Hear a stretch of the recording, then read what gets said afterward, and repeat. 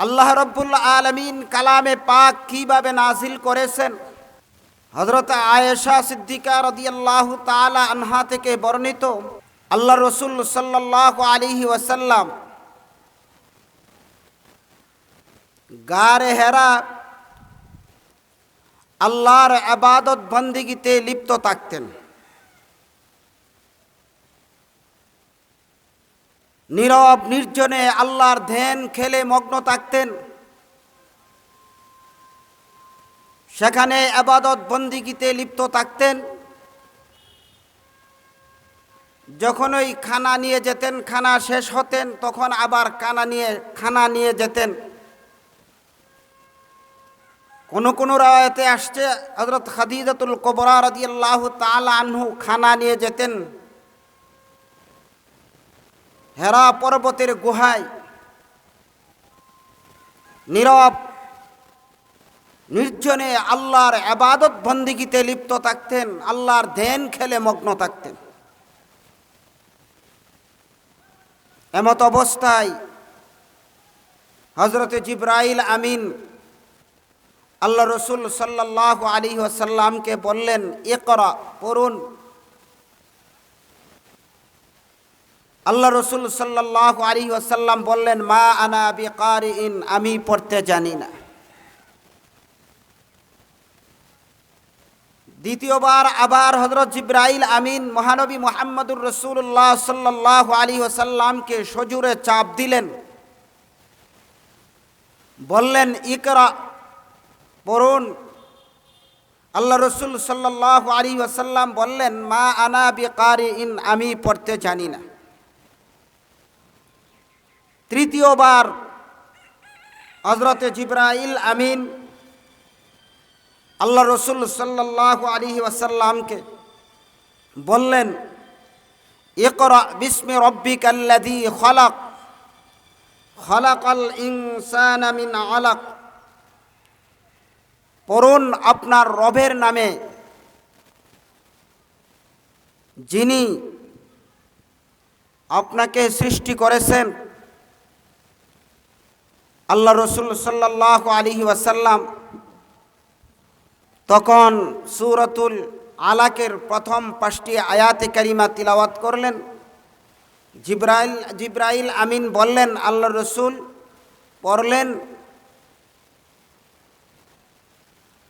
তখন আল্লাহ রসুল সাল্লাল্লাহু আলাইহি ওয়াসাল্লাম ভয়ে ভীত সন্ত্রস্ত হয়ে গেলেন। নবীজি কাঁপতে শুরু করলেন। হযরত খাদিজাতুল কুবরা রাদিয়াল্লাহু তাআলা আনহাকে বললেন, আমাকে কাপড় দাও। হযরত উম্মাহাতুল মুমিনিন হযরত খাদিজাতুল কুবরা রাদিয়াল্লাহু তাআলা আনহা নবীজিকে কাপড় দিলেন এবং বললেন, আমি আতঙ্কগ্রস্ত আছি। যে বিপদ আমার উপর আসছে সেই বিপদ নিয়ে আমি শঙ্কিত, আমি ভীত সন্ত্রস্ত। হযরত খাদিজাতুল কুবরা রাদিয়াল্লাহু তাআলা আনহা তখন বললেন, হে রাসূল, আপনি শঙ্কিত হওয়ার কোনো কারণ নেই। আপনি মানুষকে সাহায্য সহযোগিতা করেছেন, আপনি বিপদগ্রস্ত মানুষকে বিপদের সময় আশ্রয় প্রদান করেছেন, আপনি অসহায় দরিদ্র মানুষকে আপনি তাদেরকে বিপদের সময় আপনি দান খায়রাত করেছেন।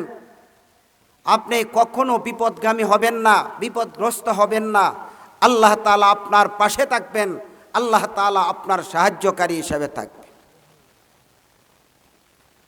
উম্মাহাতুল মুমিনিন হযরত খাদিজাতুল কুবরা রাদিয়াল্লাহু তাআলা আনহা নবীজিকে নিয়ে তার চাচাতো ভাই ওরাকা ইবনে নাওফালের কাছে গেলেন। গিয়ে সেই ঘটনাকে খুলে বললেন। ওরাকা ইবনে নাওফাল আল্লাহ রসুল সাল্লাল্লাহু আলাইহি ওয়াসাল্লামকে সেই ঘটনা শুনে সান্ত্বনা প্রদান করলেন। এবং ওরাকা ইবনে নাওফাল ছিলেন ইনজিলের অনুসারী। তিনি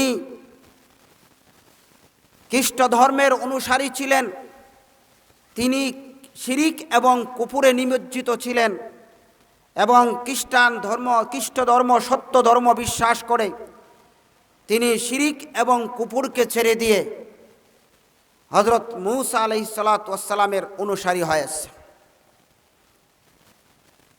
তাওরাত কিতাবের অনুসারী হয়েছেন। হযরত ওয়ারাকা ইবনে নাওফল তখন বললেন, আমি আপনাকে আশ্বস্ত করলাম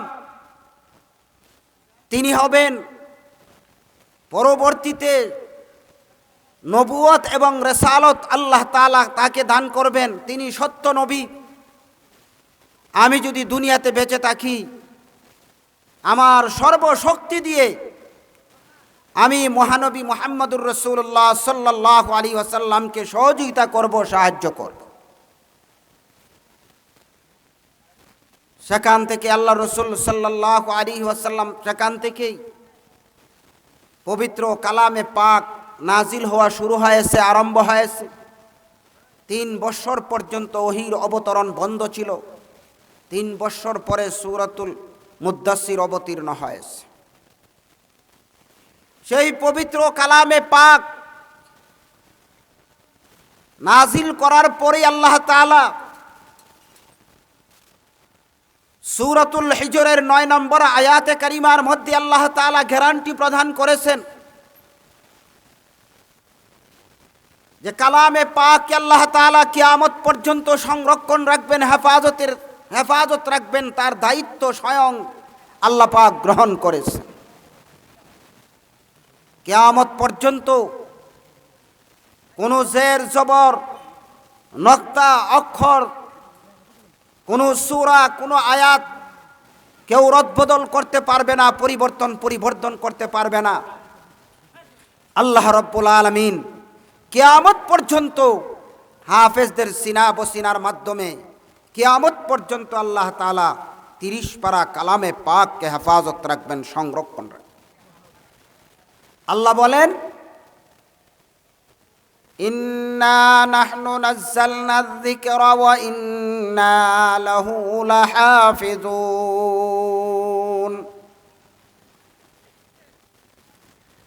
আল্লাহ বলেন, নিশ্চয় আমি কালামে পাককে অবতীর্ণ করেছি, নাজিল করেছি এবং তার সংরক্ষক, হেফাজতকারী আমি রব্বুল আলামিন তার দায়িত্ব গ্রহণ করেছি। আল্লাহ পাক যে কিয়ামত পর্যন্ত কালামে পাককে সংরক্ষণ রাখবেন, হেফাজত রাখবেন, তার একটা বাস্তব ঘটনা বাদশাহ মামুনুর রশিদের দরবারের একটি ঘটনা। বাদশাহ মামুনুর রশিদ 1 বছর পর একটা মজলিস বসাতেন। সেখানে দেশের জ্ঞানী গুণীজন, জ্ঞান গর্ব আলোচক বৃন্দ উপস্থিত হয়ে জ্ঞান গর্ব আলোচনা করতেন, সার গর্ব আলোচনা করতেন। সেই মজলিসের মধ্যে একজন ইহুদি পণ্ডিত ছিল। সে এত সুন্দর জ্ঞান গর্ব আলোচনা করেছেন, তার আলোচনায় মজলিসের সকল শ্রোতারা মুগ্ধ হয়েছে। তার মনোমুগ্ধ করা আলোচনায় সকল শ্রোতারা মুগ্ধ হয়েছে। মজলিস শেষে বাদশাহ মামুনুর রশিদ তাকে ডাকালেন, বললেন, আপনি কি ইহুদি? ইহুদি পণ্ডিত জবাব দিল, হ্যাঁ আমি ইহুদি। বাদশাহ মামুনুর রশিদ তখন তাকে বললেন, আপনি যদি ইসলাম ধর্ম গ্রহণ করেন তাহলে আপনার সাথে উত্তম ব্যবহার করা হবে, আপনার সাথে চমৎকার ব্যবহার করা হবে। ইহুদি পণ্ডিত জবাব দিল, আমি আমার বাপদাদার ধর্ম বিসর্জন দিতে পারবো না, আমি আমার পিতৃ ধর্ম বিসর্জন দিব না, আমি আপনার দাওয়াতকে প্রত্যাখ্যান করলাম। বাদশাহ মামুনুর রশিদের সেই ইসলামের দাওয়াতকে সে প্রত্যাখ্যান করল, মজলিস থেকে চলে গেল। একই মজলিসে 1 বছর পর আবার সেখানে উপস্থিত হয়। এত সুন্দর জ্ঞান গর্ব আলোচনা করেছেন ইসলামী ফিকহ সম্পর্কে, ইসলামী শরিয়া সম্পর্কে, ইসলামী বিধিবিধান সম্পর্কে এত সুন্দর জ্ঞান গর্ব আলোচনা করেছেন। আলোচনা শেষে বাদশাহ মামুনুর রশিদ তাকে বললেন, আপনি কি ইসলাম ধর্ম গ্রহণ করেছেন? ইহুদি পণ্ডিত জবাব দিল, হ্যাঁ আমি ইসলাম ধর্ম গ্রহণ করেছি। বাদশাহ মামুনুর রশিদ তখন বললেন, আমি আপনাকে 1 বছর পূর্বে ইসলামের দাওয়াত দিয়েছিলাম, আপনি তা গ্রহণ করেননি, বরং আমার দাওয়াতকে আপনি প্রত্যাখ্যান করেছিলেন। তার রহস্য কি, তার কারণ কি? আপনি তার রহস্যকে আমার কাছে খুলে বলতে হবে। তার রহস্য কি, কেন আপনি আজ ইসলাম ধর্ম গ্রহণ করেছেন, তার ঘটনা কি, সেই সত্য ঘটনা আমার কাছে উদ্ঘাটন করতে হবে, বলতে হবে। ইহুদি পণ্ডিত তখন বলল, আমি একজন হস্তলেখা বিশারদ, আমি একজন লেখক, আমি একজন সাহিত্যিক। আপনার দরবার থেকে যাওয়ার পর আমি ইনজিল, তাওরাতের কয়েক কপি, 3 কপি কিতাব হাতে নিয়ে সেখানে রদবদল করে ইহুদিদের উপাসনালয়ে উপস্থিত হয়ে আমি তাদের কাছে বিক্রি করার জন্য, তাদের ধর্মগ্রন্থ তাওরাতকে বিক্রি করার জন্য আমি যখন প্রস্তাব পেশ করলাম, তখন তারা তাদের ধর্মগ্রন্থ, ইহুদিদের ধর্মগ্রন্থ তাওরাত কিতাবকে তারা আমার কাছ থেকে সযত্নে চড়া মূল্যে ক্রয় করে নিল, কিনে নিল। এমনিভাবে আমি খ্রিস্টানদের ধর্মগ্রন্থ ইনজিল কিতাবের 3 কপি হাতে নিয়ে সেখানে রদবদল করে কোনো জায়গাতে আয়াতকে ছেড়ে দিলাম, কোনো জায়গাতে অক্ষর ছেড়ে দিলাম, কোনো জায়গাতে সূরা ছেড়ে দিলাম। সেইভাবে আমি রদবদল করে তাদের ধর্মগ্রন্থ ইনজিলকে তাদের কাছে বিক্রি করার জন্য যখন প্রস্তাব পেশ করলাম, তখন তারা তাদের ধর্মগ্রন্থ ইনজিল কিতাবকে আমার কাছ থেকে তারা চড়া মূল্যে ক্রয় করে নিল, কিনে নিল।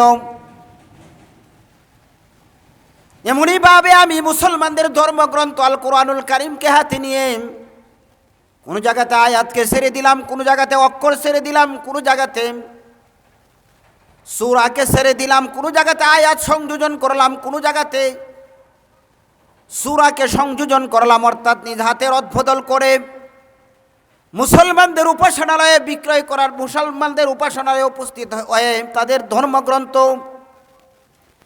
আল কোরআনুল কারীমকে তাদের হাতে বিক্রি করার জন্য যখন প্রস্তাব পেশ করলাম, তখন তারা তাদের ধর্মগ্রন্থ আল কোরআনুল কারীমকে হাতে নিয়ে তারা প্রথম থেকে শেষ পর্যন্ত যাচাই বাছাই করলেন।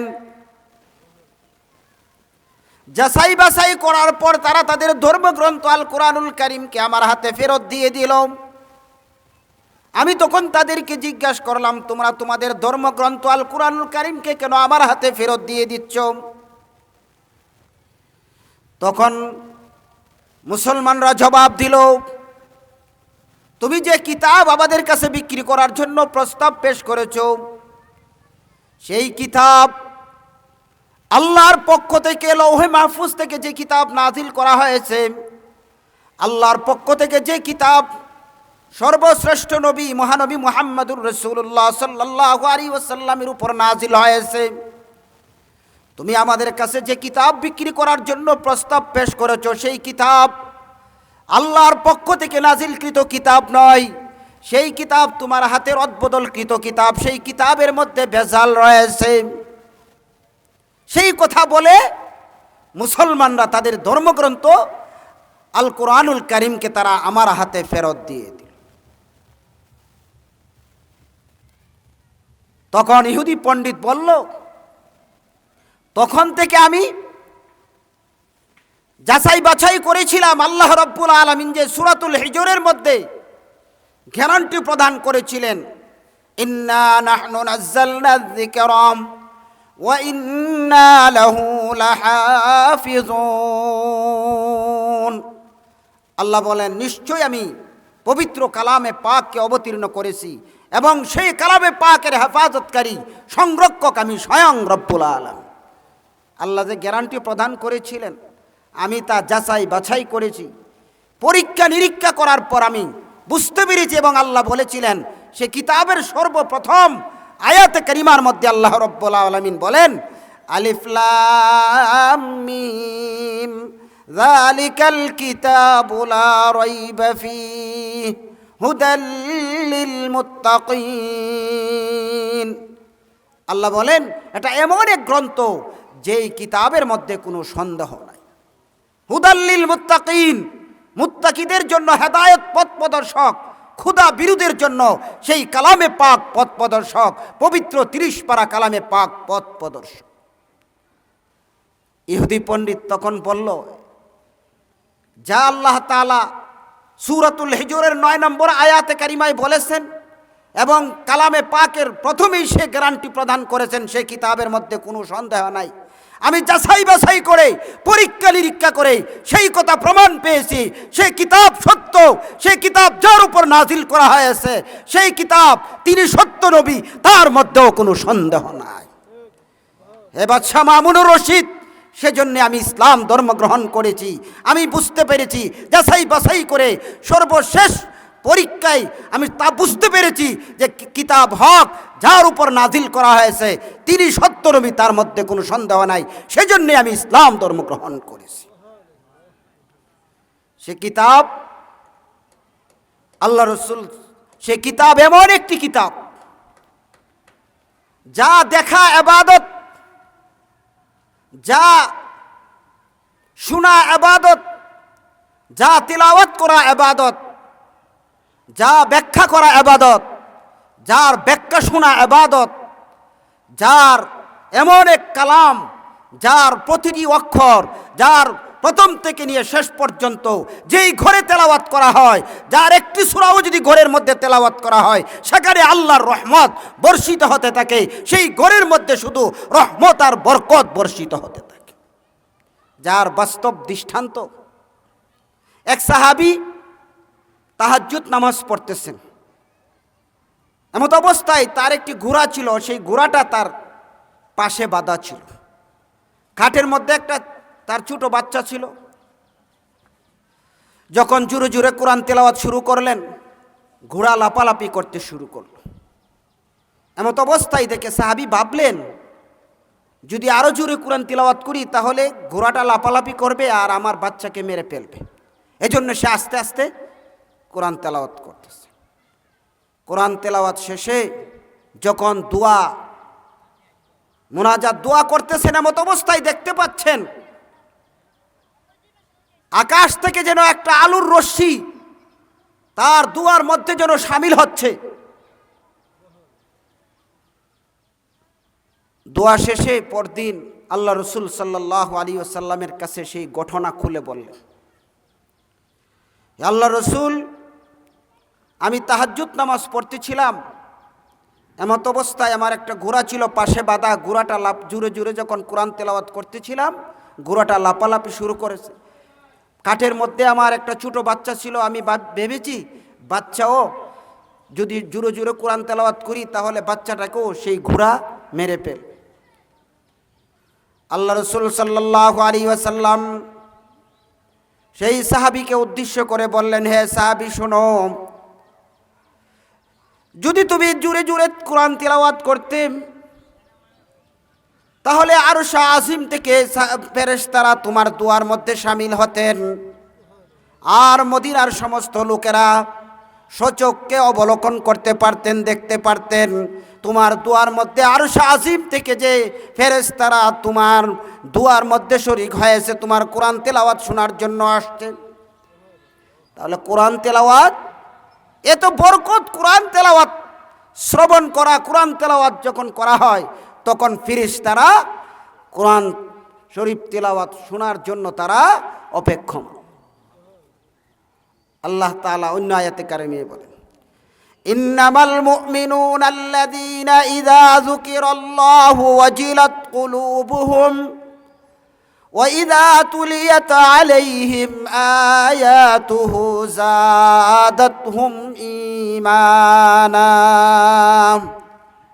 যাদাতহুম ঈমানা ওয়া আলা রাব্বিহিম ইয়াতাওয়াক্কালুন। আল্লাহ বলেন, নিশ্চয় ওই সমস্ত মুমিনগণ যখন তাদের সামনে জিকির করা হয়, আল্লাহর নাম লওয়া হয়, তখন তাদের অন্তর আল্লাহর ভয়ে কেঁপে ওঠে। আল্লাহর নাম যখন লওয়া হয়,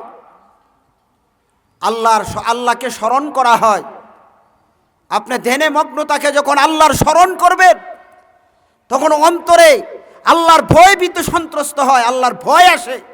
আল্লাহ আমাকে দেখতেছেন, আল্লাহ আমাকে দেখতেছেন, সেই ভয় যখন অন্তরে, যখন সেই ধারণা, সেই ধ্যানকাল যখন আসে, তখন আল্লাহর ভয় আসে।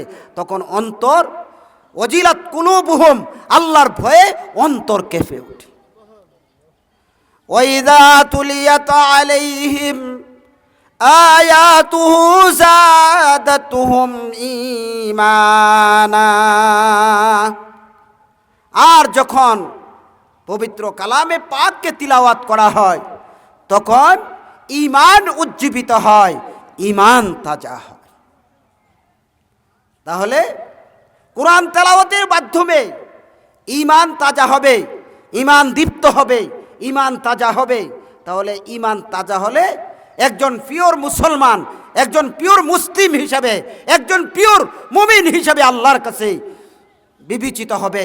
যখন ঈমান তাজা হবে, ঈমান যখন মজবুত হবে, তখন সে বাতিলের বিরুদ্ধে, তখন সে সর্বদাই তার কাছে যখন কোনো বাতিল, তার কাছে যখন কোনো অশ্লীল বাহায়াপনা আসে, তখন তার প্রতিবাদ করবে, তার প্রতিবাদ করবে।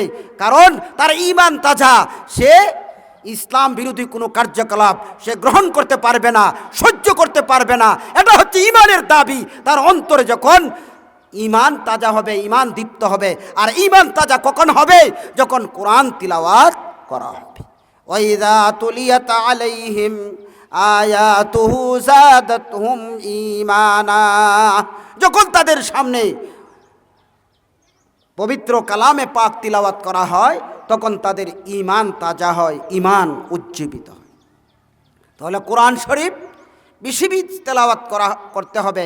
কোরআন তেলাওয়াতের মাধ্যমে হযরত ইমাম আহমদ ইবনে হাম্বল রাহমাতুল্লাহি আলাইহি স্বপ্নের মাধ্যমে আল্লাহর সাথে সাক্ষাৎ হয়। সাক্ষাৎ হওয়ার সাথে সাথে আল্লাহকে বললেন, মা তুরুকুত তাকাররুবে ইলাইক।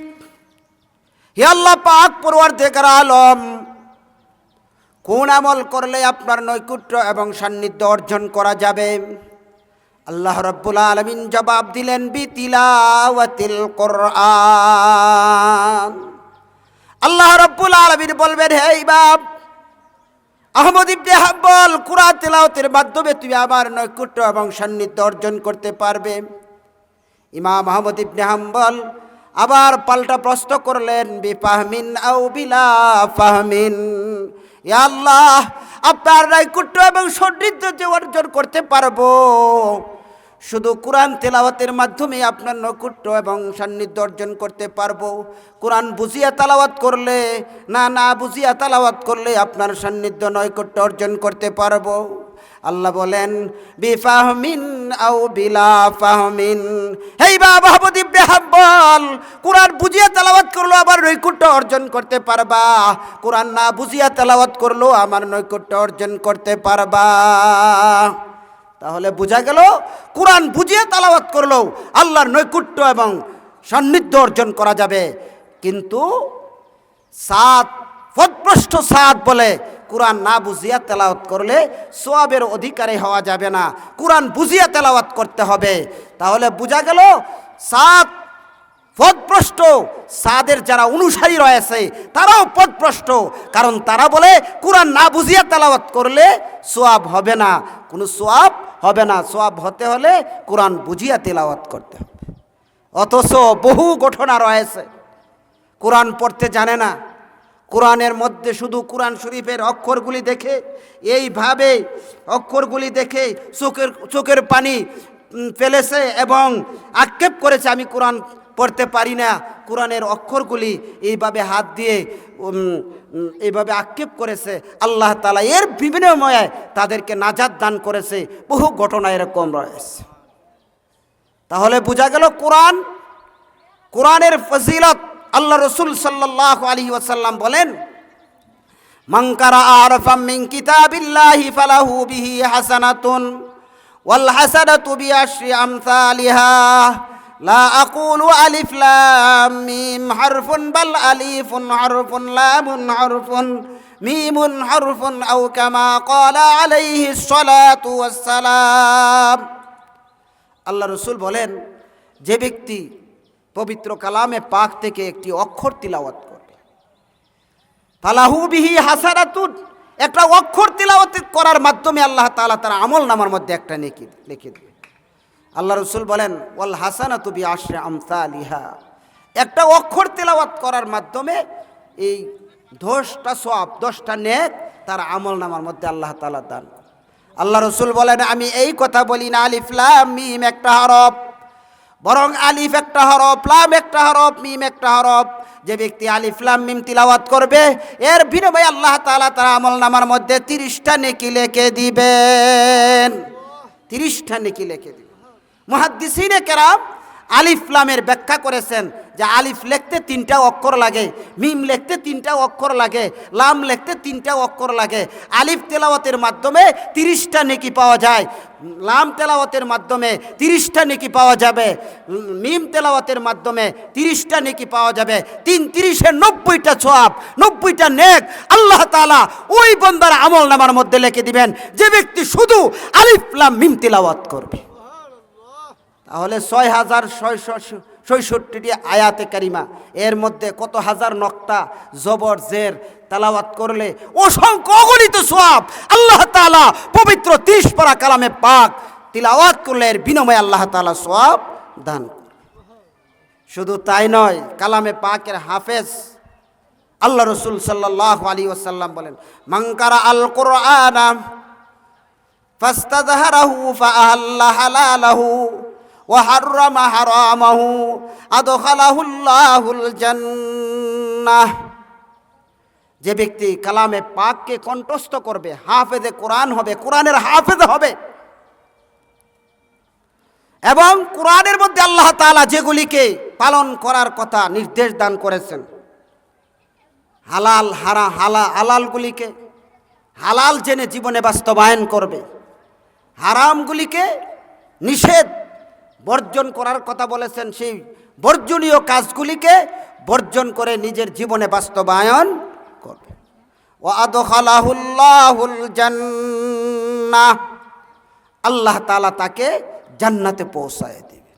শুধু জান্নাতে পৌঁছায় দিবেন তাই নয়, ওয়াশাফাহু ফি আশরাতিন মিন আহলি বাইতিহি কুল্লুহুম ক্বাদ ওয়াজাবাত লাহুন নার। এবং শুধু তাই নয়, ওই হাফেজে কোরআন, কোরআনের হাফেজ, কোরআনের পাখি, তার সুপারিশের মাধ্যমে তার পরিবারের এমন 10 জন লোকের জন্য সুপারিশের অধিকার দেওয়া হবে যাদের জন্য জাহান্নামের আগুন অবধারিত হয়ে গেছে। জাহান্নামে যাওয়া ছাড়া বিকল্প কোনো পথ নেই। কিন্তু ওই হাফেজে কোরআন, তার বাতিজা, তার চাচা, তার ছেলে, ওরকম হাফেজে কোরআন তার পরিবারের 10 জনের জন্য সুপারিশের অধিকার দেওয়া হবে। সেই হাফেজে কোরআন যখন তাদের জন্য সুপারিশ করবে, আল্লাহ তাআলা তাদের সেই হাফেজে কোরআনের সুপারিশকে আল্লাহ তাআলা গ্রহণ করবেন। সুপারিশের মাধ্যমে তাদেরকে জাহান্নাম থেকে বের করে জান্নাতে পৌঁছায় দিবে। এজন্যে হযরত আবু হুরায়রা রাদিয়াল্লাহু তাআলা আনহু থেকে বর্ণিত, তোমরা যদি আল্লাহ পাকের সাক্ষাৎ লাভ করতে চাও তাহলে আল্লাহর আহল হয়ে যাও। সাহাবায়ে কেরাম আরজ করেন, হে আল্লাহর রাসূল, আল্লাহর কি কোনো পরিবার আছে? আল্লাহর কি কোনো আহল আছে? আল্লাহ রসুল সাল্লাল্লাহু আলাইহি ওয়াসাল্লাম তখন বললেন, আল্লাহর আহল হচ্ছে তারা যারা কোরআনে পাকের দারক এবং বাহক হবে, কোরআনের আলেম হবে, কোরআনের দারক হবে, কোরআনের হাফেজ হবে। যদি তোমরা তাদেরকে সম্মান করো, দুনিয়ার জীবনেও সম্মানিত হবে। আর যদি তাদেরকে অপমান করো, দুনিয়ার জীবনেও লাঞ্ছনা বঞ্চনার শিকার হবে, আর পরকালীন জীবনে চির অশান্তির ঘর জাহান্নাম হবে তোমাদের চিরস্থায়ী ঠিকানা। কোরআনের উপর আমল, যতদিন পর্যন্ত কোরআনের উপর আমল থাকবে ততদিন পর্যন্ত মানুষ সম্মানিত হয়ে থাকবে। যদি তোমরা কোরআনের উপর আমল ছেড়ে দাও, দুনিয়াতে তোমরা অপমানিত হবে, পরকালীন জীবনে তোমরা লাঞ্ছনা বঞ্চনার শিকার হবে। তাহলে বুঝতে হবে সেই মাদ্রাসা হচ্ছে কোরআনের দারক এবং বাহক। গঠন করার কেন্দ্র, সেখানে আল্লাহর ওলিগণ উলামায়ে হক্কানি তৈরি হয়। আর উলামায়ে হক্কানিদেরকে যারা নির্যাতন নিপীড়ন করবে তারাই সে জাতি নিগৃহীত অবস্থায় হয়ে যাবে। যেইভাবে উপমহাদেশে ব্রিটিশরা মুসলমানদেরকে এরকমভাবে নির্যাতিত নিগৃহীত করেছিলেন, তারা ব্যবসায়ের উদ্দেশ্যে ইংরেজ বিনিয়ারা সে দেশে প্রবেশ করে তারা যখন এই অবস্থা ধারণ করলো, তখন একমাত্র তাদের পথের কাঁটা ছিল হক্কানি উলামায়ে কেরাম, উলামায়ে দেওবন্দ ছিলেন তাদের পথের কাঁটা। তখন তারা সেই কথা ভাবেছিল, তাদেরকে যদি আমরা দুনিয়া থেকে নিষ্পেষিত করতে না পারি, তাহলে আমরা সেই আন্দোলনে জয়ী হতে পারবো না, উপমত দখল করতে পারবো না, চিরদিন সেখানে টিকসই হবে না। তখন তারা হক্কানি উলামায়েদেরকে এরকমভাবে 14,000 উলামায়ে কেরামদেরকে দিল্লির খায়রাবাদ থেকে একেবারে চাঁদনী চক পর্যন্ত এমন কোনো গাছের শাখা প্রশাখা ছিল না যেখানে হক্কানি উলামায়ে কেরামের লাশ ঝুলন্ত ছিল না। এইভাবে তারা লাহোরের শাহী মসজিদের সামনে সেই বস্তাবন্দি করে মুসলমানদেরকে, উলামায়ে কেরামের লাশ শুকুরের চামড়া দিয়ে বস্তাবন্দি করে সেই শুকুরের চামড়ার মধ্যে তারা আগুন ধরিয়ে দিত এইভাবে, এবং তাদেরকে গুলির নিশানা বানিয়ে সেই বস্তাকে লক্ষ্য করে তারা গুলির নিশানা বানিয়ে হক্কানি উলামায়ে কেরামদেরকে তারা এইভাবে গুলি করে নির্যাতিত নিগৃহীত অবস্থায় তাদেরকে নিষ্পেষিত করেছে, যার ফলে সেই ইংরেজরা সেখান থেকে উপমহাদেশ থেকে পালাতে বাধ্য হয়েছে। তার একটি মাত্র কারণ, যতদিন পর্যন্ত উলামায়ে কেরামদেরকে তারা সসম্মানে রেখেছে, তারা সেখানে কোনো সমস্যা হয় নাই। যেদিন থেকে উলামায়ে কেরামদের উপর আক্রমণ নির্যাতন শুরু করেছে, সেদিন থেকে তারা সেখান থেকে পলাতে বাধ্য হয়েছে। কারণ যতদিন পর্যন্ত উলামায়ে হক্কানিদেরকে সম্মান করবে, দুনিয়া তো সম্মান করবে। যেই সময়, যেই যুগে, যেই জাতি উলামায়ে হক্কানিদেরকে সম্মান করবে, তারা সম্মানিত হবে। আর যারা উলামায়ে কেরামদেরকে সম্মান করবে না, তারাই অপমানিত হবে, লাঞ্ছনা বঞ্চনার শিকার। আল্লাহ রসুল সাল্লাল্লাহু আলাইহি ওয়াসাল্লাম বলেন, খায়রুকুম মান তাআল্লামাল কুরআনা ওয়া আল্লামা, তোমাদের মধ্যে সর্বশ্রেষ্ঠ ওই ব্যক্তি যে ব্যক্তি কোরআন শিক্ষা করে এবং শিক্ষা দেয়। সর্বশ্রেষ্ঠ ওই ব্যক্তি যে ব্যক্তি কালামে পাককে শিক্ষা করে এবং শিক্ষা দেয়। সাহাবায়ে কেরাম রাদিয়াল্লাহু তাআলা আনহুম কোরআন তিলাওয়াতের স্বাদ এত উপভোগ করতেন, আল্লাহ রসুল সাল্লাল্লাহু আলাইহি ওয়াসাল্লাম এক যুদ্ধ থেকে আসার পর 2 জন সাহাবীকে সীমান্ত এলাকায় পাহাড়ের চূড়ায় দাঁড় করিয়ে দিলেন, তোমরা সেখানে অবস্থান করো, না হলে শত্রু বাহিনী আমাদের উপর হামলা করবে, আক্রমণ করবে। 2 জন সাহাবী সেখানে পাহারা দেওয়ার জন্য নিযুক্ত করে আসলেন। 2 জন সাহাবী পরামর্শ করলো, দুইজনই এমনিতে দাঁড়ায় থাকবো, একজন নামাজ পড়বো আর একজন পাহারা দেব। এই পরামর্শ কর্মে একজন নামাজ পড়বো আর একজন ঘুমিয়ে থাকবো, আবার আমি ঘুমাবো, আপনি পাহারা দিবেন। এইভাবে 2 জনের পরামর্শ করে একজন পাহারা দিচ্ছেন আর একজন ঘুমিয়ে রয়েছে। কিন্তু যিনি পাহারা দিচ্ছেন উনি ভাবতে লাগলেন, এমনিতেই দাঁড়ায় থাকবো, দাঁড়ায় নামাজ পড়বো, নামাজ পড়ি, তাহলে সময়টাও যাবে, পাহারাও হবে, নামাজ পড়তে থাকি। এই অবস্থা যখন শত্রু বাহিনী, আল্লাহর দুশমনেরা যখন এই সুযোগ দেখলো যে কোনো মুসলমান সৈন্যবাহিনী নেই, একজন শুধু দাঁড়িয়ে আছে, তখন সে তীর বিদ্ধ করতে শুরু করলো। তারা শত্রু বাহিনী যখন তীর বিদ্ধ করতে লাগলো, সেই সাহাবীর পায়ে তীর বিদ্ধ হলো এবং রক্ত ঝরতে লাগলো। কিন্তু ওনার সে সময় খেয়াল ছিল না যে রক্ত ঝরলে উজু ভঙ্গ হয়ে যাবে, উজু ভেঙে যাবে। যখন তীরের পর তীর বিদ্ধ হতে লাগলো, রক্ত ঝরতেছে, এমত অবস্থায় ভাবতে লাগলো আমি যদি এমত অবস্থায় নামাজকে না ছাড়ি তাহলে আমাদেরকে মেরে ফেলবে, আমার সাথীকে মেরে ফেলবে, এবং তারা সকল মুসলমানদেরকে, মুসলমান সৈন্য বাহিনীদেরকে তারা মেরে ফেলবে। এই অবস্থায় সেই সাহাবী সূরাতুল কাহাফ তিলাওয়াত করতেছিলেন, এত স্বাদ, এত মজা উপভোগ করলেন যে তীর বিদ্ধ হচ্ছে, রক্ত ঝরতে লাগলো, কিন্তু নামাজ ছাড়ে নাই। নামাজের মজা, কুরআন তেলাওয়াতের স্বাদ এরকম ভাবে তারা অনুভব করতেছে। এই অবস্থা দেখে তখন তিনি নামাজ ভেঙে সাথী ভাইকে ডাক দিয়ে তুলে দিল। তাহলে বোঝা গেল সাহাবায়ে কেরাম কুরআন তেলাওয়াতের স্বাদ, কুরআন তেলাওয়াতের মজা এমন ভাবে উপভোগ করত। এজন্যই কবি বলেন, ও জমানা মে মুআজ্জাজ তে হামিলে কুরআন হো কান, তুম বুখারো সার হো তারকে কুরআন হো কার। ওই জমানা সম্মানিত হয়েছে কোরআনের উপর আমল করার কারণে, কোরআনের দ্বারক বাহক হওয়ার কারণে। আর এই জমানা অপমানিত তারেকে কুরআন হোক, আর কোরআনের উপর আমল ছেড়ে দেওয়ার কারণে। তাহলে বোঝা গেল যতদিন পর্যন্ত কোরআনের উপর আমল করবে ততদিন পর্যন্ত সেই যুগ সম্মানিত হয়ে থাকবে। আর যেদিন থেকে কোরআনের উপর আমল ছেড়ে দিবে সেই দিন অপমানিত এবং লাঞ্ছনা বঞ্চনার শিকার।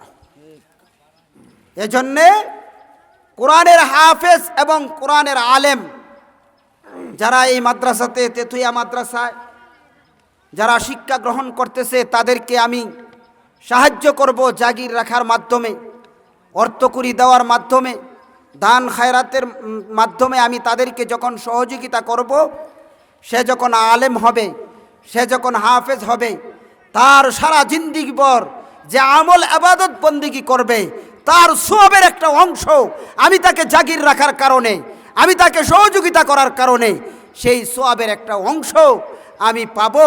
এবং শুধু দুনিয়ার জগতে নয়, পরকালীন জীবনেও আল্লাহ তাআলা আপনাকে সম্মানিত করবেন, চিরশান্তি চিরমুক্তির ঘর জান্নাতুল ফেরদাউসের উত্তরাধিকারী করে দেবে। তাহলে আমার তিনটা সন্তানের মধ্যে, তিনটা ছেলে সন্তানের মধ্যে আমি কমপক্ষে হলো একটি সন্তানকে আল্লাহর রাস্তায় কোরআনের হাফেজ, কোরআনের আলেম বানাই, তাহলে আমার সেই ছেলেটি পরকালীন জীবনে আমাকে আমার নাজাতের ওসিলা হতে পারে, আমার নাজাতের ওসিলা হতে পারে। কিন্তু যদি আমি ইচ্ছা করে সেই ছেলেকে আমি কোরআন শিক্ষিত করিনি, কোরআনের দ্বারক বাহক বানিনি, কাল কঠিন হাসরের ময়দানে সন্তান যখন আমার বিরুদ্ধে অভিযোগ করবে, নালিশ করবে, সেদিন সন্তানের অভিযোগের ভিত্তিতে আমাকে জাহান্নামে যাওয়া ছাড়া আর কোনো উপায় থাকবে। এজন্য আল্লাহ রাসূল সাল্লাল্লাহু আলাইহি ওয়াসাল্লাম বলেন, মান ওয়ালিদা লাহু ওয়ালাদুন ফালইহসিন ইসমাহু। যদি কারো ঘরে একটা সন্তান জন্ম হয় তাহলে সর্বপ্রথম কাজ হচ্ছে তার একটা সুন্দর নাম রাখা। ফালইহসিন ইসমাহু ওয়া আদাবাহু, এবং তাকে আদব শিক্ষা দেওয়া। মান ওয়ালিদা লাহু ওয়ালাদুন ফালইহসিন ইসমাহু ওয়া আদাবাহু ফাইন বালাগা ওয়ালাম ইউজাব্বিযহু ফাআসাবা ইসমান ইসমুহু লিআবিহি। সে যদি বালেগ হয় তাহলে তাকে বিবাহ বন্ধনে আবদ্ধ করায়। বালেগ হওয়ার পরও তার মা বাবা তাকে বিবাহ বন্ধনে আবদ্ধ করায় নাই, সে যত পাপাচারে লিপ্ত হবে তার পিতার ঘাড়ে সেই পাপের একটা অংশ বর্তাবে। এজন্য আল্লাহ রাসূল বলেন 1 নম্বর শিক্ষা হচ্ছে তার 1 নম্বর নাম, সুন্দর একটি নাম রাখা। 2 নম্বর হচ্ছে ইসলামী শিক্ষায় শিক্ষিত। কেমন শিক্ষা? যেই পরিমাণ এলমেদিন শিক্ষা করলে পাক না পাক উজু গোসল অর্থাৎ ইসলামী শরীয়ত মোতাবেক ইসলামী শরিয়া মোতাবেক তার জীবনযাপন করতে পারে, ওই রকম এলমেদিন শিক্ষা দেওয়া তার সন্তানকে প্রতিটি পিতামাতার জন্য ফরজ, প্রতিটি পিতামাতার জন্য ফরজ তার সন্তানকে ওই পরিমাণ এলেম শিক্ষা দেওয়া। এক ব্যক্তি তার ছেলের হাতে ধরে খলিফাতুল মুসলিমিন হযরত উমর রাদিয়াল্লাহু তাআলা আনহুর কাছে নিয়ে গেলেন, বললেন, আমার সন্তান আমার অবাধ্য, আমার কথা শুনে না।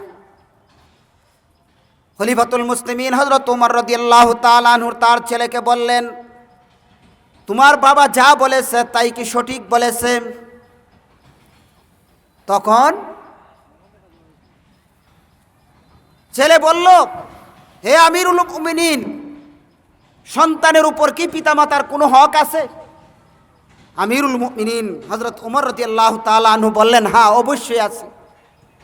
এক নম্বর বললেন, একজন ভালো মায়ের ব্যবস্থা করা। দুই নম্বর, তাকে কোরআন শিক্ষায় শিক্ষিত করা। তিন নম্বর, তার একটা সুন্দর নাম রাখা। সেই ছেলেটি তখন বলল, হে আমিরুল মুমিনিন, আমার বাবা, আমার মা হচ্ছে একটা বাদী, আর আমার নাম রেখেছে হাফল অর্থাৎ চামচিকা, আর আমাকে কোরআন কিতাব কোনো কিছুই শিক্ষা দেয়নি। এই কথা বলার সাথে সাথে হযরত উমর রাদিয়াল্লাহু তাআলা আনহু রেগে গেলেন, খেপে গেলেন, বললেন, তুমি তোমার সন্তানের উপর জুলুম করেছো, তুমি তোমার সন্তানের উপর অত্যাচার করেছো, তুমি তোমার সন্তানের হক আদায় করনি, সেহেতু তোমার সন্তান তোমার হক আদায় করে। কারণ ভালো মায়ের ব্যবস্থা, ভালো মায়ের গর্ভে ভালো সন্তান জন্ম হয়। হযরত শাহজালাল মুজাররদি ইয়ামনি জন্ম হয়, হযরত আল্লামা ঘোরপুরী রহমাতুল্লাহি আলাইহি জন্ম হয়, মুহাদ্দিসে হবিগঞ্জ জন্ম হয়, শাইখে তেতুয়া জন্ম হয়। তাহলে বোঝা গেল ভালো মায়ের গর্ভে ভালো সন্তান জন্ম হয়, তার একটা বাস্তব ঘটনা। খলিফাতুল মুসলিমিন হযরত উমর রাদিয়াল্লাহু তাআলা আনহু শাসন আমলে ওনার চিরাচরিত একটা নিয়ম ছিল, সারা দেশে নীরব নির্জনে ঘুরে বেড়াতেন।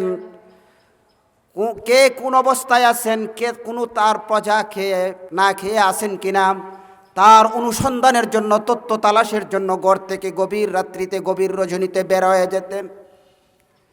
এক কুঁড়েঘরের পাশে দাঁড়িয়ে শুনতে পেলেন তার মা তার মেয়েকে বলতেছে, মা ঘুম থেকে উঠো, জাগো, দুধ দোহন করতে হবে, দুধের সাথে পানি মিশাতে হবে। মেয়ে বলল, মা দুধের সাথে যদি পানি মিশাই তাহলে তো উমর দেখে ফেলবে। মা বলল, উমর এই গভীর রজনীতে গড়ের মধ্যে কিভাবে দেখবে? মেয়ে বলল, মা যদিও না দেখে তখন সেই মেয়ে বলল, আল্লাহ রাব্বুল আলামিন যিনি সমগ্র জগৎ সৃষ্টি করেছেন, তিনি তো দুধের মধ্যে যখন পানি মিশাবো তখন আল্লাহ তাআলা দেখে ফেলবেন। সেই কথাগুলি উমর কুঁড়েঘরের পাশে দাঁড়িয়ে শুনতেছেন। তখন উমর রাদিয়াল্লাহু তাআলা আনহু গিয়ে ওই মেয়েকে ডাকালেন রাজদরবারে নিয়ে তার ছেলের সাথে বিবাহ বন্ধনে আবদ্ধ করায় দিলেন, যেই মেয়ের ঘরে পরবর্তীতে উমর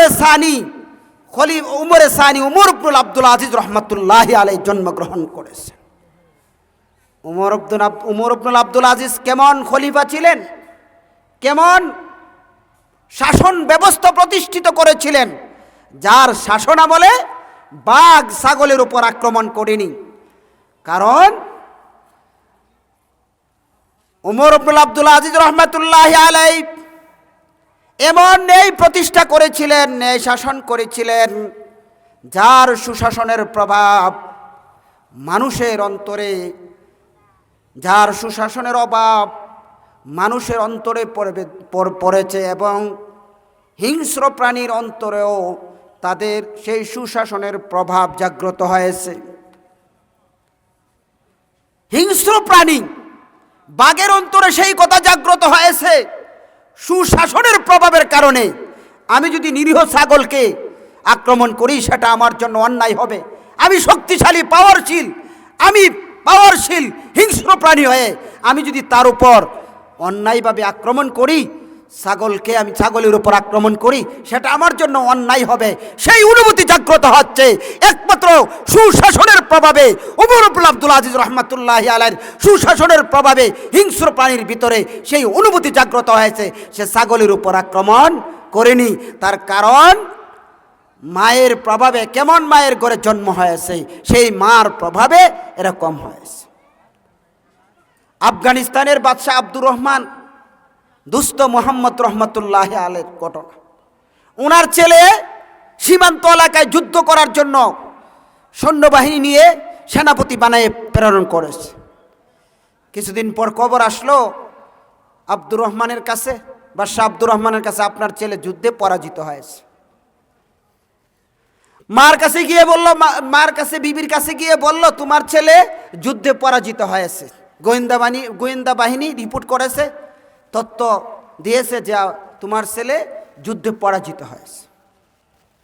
মা বলল, কোশ্চিন কালো হতে পারে না, আমার ছেলে যুদ্ধে পরাজিত হবে না।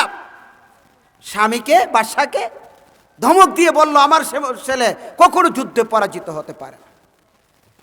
কিছুদিন পর আবার খবর আসলো তার ছেলে যুবরাজ মুসলমান সৈন্যবাহিনী নিয়ে বীর ধর্পে জয়ী বেশে মার কোলে বাদশার কাছে ফেরত আসতেছে। তথ্য রিপোর্ট দেওয়া হলো গোয়েন্দা বাহিনী থেকে যে জয়ী হয়ে তাদেরকে পরাস্ত করে জয়ী বেশে মা বাবার সামনে, বাদশার সামনে উপস্থিত হচ্ছে। সুসংবাদ শোনালেন বাদশা তার বিবিকে, বললেন যে তোমার ছেলে যুদ্ধে জয়ী হয়ে বীরের বেশে আমাদের সামনে আসতেছে, কিন্তু তুমি সেই সময় কেন বললা তোমার ছেলে কখনো যুদ্ধে পরাজিত হতে পারে না? তা আমি বিশ্বাস করি না। এই কথাটা তুমি কেন বললে, তার কারণটা কি? বিবি তখন বলল, দেখো, আমার এই সন্তান যখন গর্ভে আসলো, আমার এই সন্তান যখন পেটে আসলো, তখন থেকে আমি হারাম খাবার ভক্ষণ করব দূরের কথা, কোনো সন্দেহজনক কোনো খাবার খাইনি। সেজন্য আমার অন্তরে সেই কথা বিশ্বাস, সেই কথা বদ্ধমূল যে আমার ছেলে কখনো যুদ্ধে পরাজিত হবে না, আমার ছেলে যুদ্ধে জয়ী বেশে আমার সামনে উপস্থিত হবে। আজকে তার প্রমাণ পেয়েছি। আজকে আমি যে বিশ্বাস করেছিলাম সে বিশ্বাস আমি আজকে বাস্তবে তা প্রমাণ পেয়েছি। তাহলে বোঝা গেল মা যদি ভালো হয় সন্তান ভালো হবে। একটি আদর্শ মা একটি আদর্শ জাতি গঠন করতে পারে, আর একটি আদর্শ মা একটি আদর্শ জাতি গঠন করতে পারে। কিন্তু মা যদি খারাপ হয়, মা যদি অসৎ হয়, মা যদি অশ্লীল পাপিষ্ট হয়, তাহলে সন্তানও পাপিষ্ট হতে পারে। কাজেই যেই মা বাবা ভালো থাকবে তার ঘরে সন্তান ভালো হবে, সুসন্তান জন্ম হবে। আল্লাহ তাআলা যেন আমাদেরকে মরণ পর্যন্ত কোরআনের উপর আমল করতে পারি এবং কোরআনের বিধান মতো জীবনযাপন যেন করতে পারি, সেই তৌফিকটুকু যেন আল্লাহ তাআলা আমাদেরকে দান করেন। ওয়া আখিরু দাওয়ানা আনিল হামদুলিল্লাহি রাব্বিল আলামিন।